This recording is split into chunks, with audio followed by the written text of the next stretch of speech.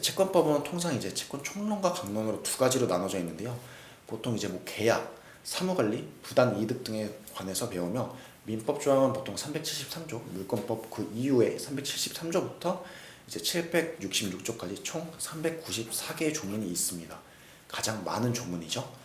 때문에 이제 총론과 강론으로 이 사이에서도 총론과 강론으로 배우는 것입니다. 채권법도 양이 진짜 많습니다, 여러분들. 이거에 대해서는 정말 전문적인 용어도 많고 물권과 채권 같은 경우는 필요에 따라서 부동산 아니면 기타 채권 같은 경우는 이제 뭐 계약에 관련되신 분들 이런 분들이 이제 많이 배우고 넘어가시는 부분이기 때문에 전문적입니다. 굉장히 전문적이고 숫자 노름도 많은 것입니다. 하지만 이제 채권법이 이제 뭐 물권법과 조금 다른 거는 무조건 다 대부분이 강행 규정이 아니라는 점입니다. 그래서 여러분들이 이 정도만 꼭 알고 넘어가셨으면 좋겠습니다. 그럼 이제 마지막으로 남은 게 무엇인지 아시나요? 제일 처음 배운 게 뭐죠? 민법 총론. 그 다음이 물권법. 다른 말로 재산법. 재산법은 무엇이라고요? 물건에 관한 법. 좀 더 법적인 용어로 다시 한번 설명을 해드리면 재화에 대한 인간의 지배관계와 이용관계를 규율하는 법. 바로 이게 물권법입니다.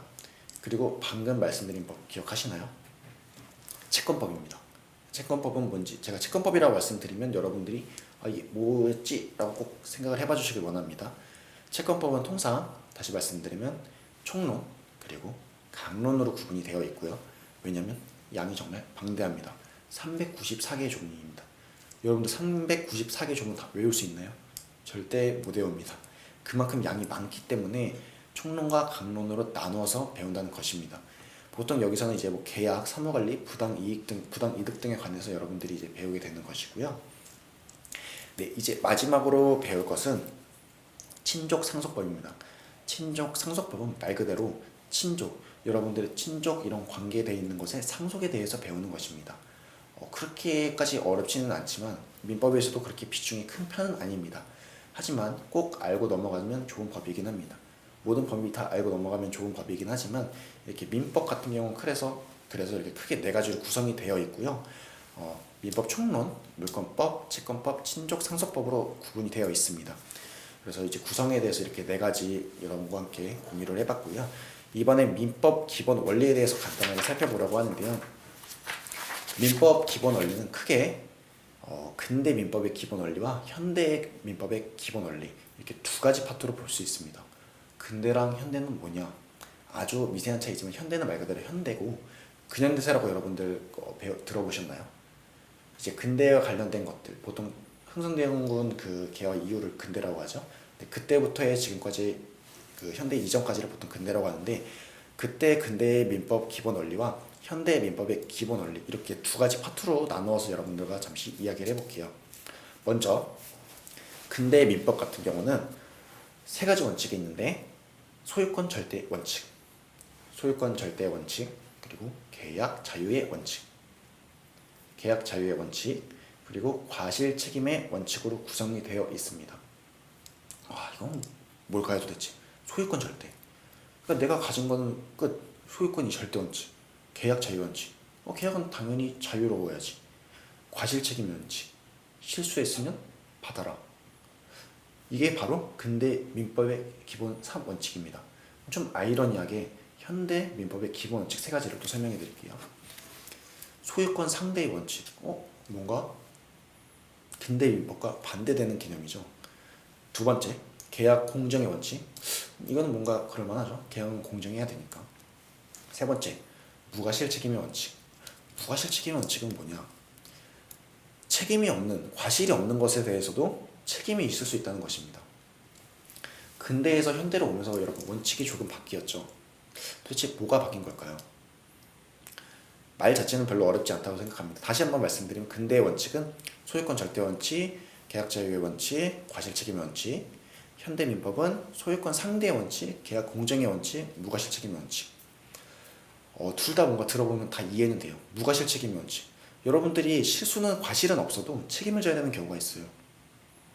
성인이 되면 될수록 여러분들이 꼭 행하지 않는 과실이 없는 것에 대해서도 여러분들이 알지 못함으로써 책임을 져야 되는 것들이 있습니다. 이러한 것이 바로 무과실 책임의 원칙입니다. 때문에 근대에서 현대로 넘어올수록 이런 원칙과 원리들이 조금씩 변한 게 있고요. 따라서 여러분들이 이러한 원칙은 도대체 왜 역사와 함께 변한 것인데 왜 변했을까라고 꼭 한 번쯤은 생각을 해봐 주셨으면 좋겠습니다. 정답이 꼭 하나만 있는 것은 아닙니다. 여러분들이 생각을 할수록 때로는 역사를 배우는 친구들이 있거나 역사에 관심이 있는 친구들이 있으면 근대에서 현대로 넘어올수록 이런 원칙들이 역사와 함께 변했는데 왜 변했으며 이러한 원칙은 도대체 무엇인지 머릿속으로 한번 다시 리마인딩하고 근대 민법에서 현대 민법으로 오면서 어떤 게 변한 거고 그래서 이 원칙이 이렇게 변했구나. 둘 다 말은 되는데 소유권 절대 왜 내 소유권 나한테만 있다가 상대 원칙 소유권은 상대적일 수 있다. 왜 이렇게 된 것일까? 여러분들이 꼭 한 번쯤은 짚고 넘어가 주셨으면 좋겠고 찾아봐 주셨으면 좋겠다는 생각이 듭니다. 네, 민법은 보통 이렇게 구성이 되어 있고요. 근대 민법과 현대 민법의 원칙은 좀 다르죠? 네, 좀 어려우실 수도 있다고 생각이 듭니다. 이렇게 크게 민법에 대한 구성과 기본 원리에 대해 알아봤는데 민법에 대한 모든 공부를 하는 데 있어서 민법은 모든 공부를 하는 데 있어서 가장 기본이 되는 법입니다. 따라서 그 양도 정말 방대하고요.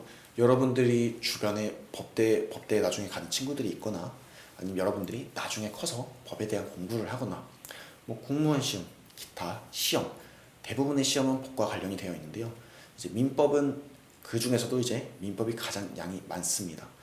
때문에 여러분들이 나중에 법을 공부하는 데 있어서도 가장 힘들고 가장 열심히 공부해야 되는 법이기도 합니다. 그러나 언제나 여러분들 기본을 가장 탄탄히 해놓으면 그 다음 단계는 조금은 수월하게 넘어갈 수 있다는 거 여러분들 조금 알고 계신가요? 때문에 여러분들이 이제 민법 총론, 물권법, 채권법, 칭족상속법 이런 것들을 배우고 여기서 파생되는 개념, 원리, 기본적인 단어, 뜻 그리고 논리 정연한 이러한 사고 방식들 이러한 것들은 법학을 공부하는 데 있어서 정말 쉽게 만들어줍니다. 나중에 여러분들이 혹시나 교수님, 법과 관련된 교수님과 아니면 변호사, 기타 등등 법에 관련된 사람들을 만났을 때도 여러분들이 물어보거나 그분들이 가장 먼저 말씀하시는 건 민법을 공부를 열심히 해놔라. 모든 공부는 여기서 파생된 것이다 라고 이렇게 많이들 말씀하실 겁니다. 때문에 오늘 여러분들과 함께 나눈 것을 민법 총론, 물권법, 채권법, 칭족상속법 이렇게 민법은 4가지로 구성이 되어 있고 특히 물권법과 채권법은 굉장히 어렵고 채권법은 채권 총론과 강론으로 구분이 되어 있다는 것을 여러분들 꼭 알고 넘어가 주셨으면 좋겠고요. 그리고 민법의 기본 원리와 원칙에 대해서 설명을 해드렸는데요.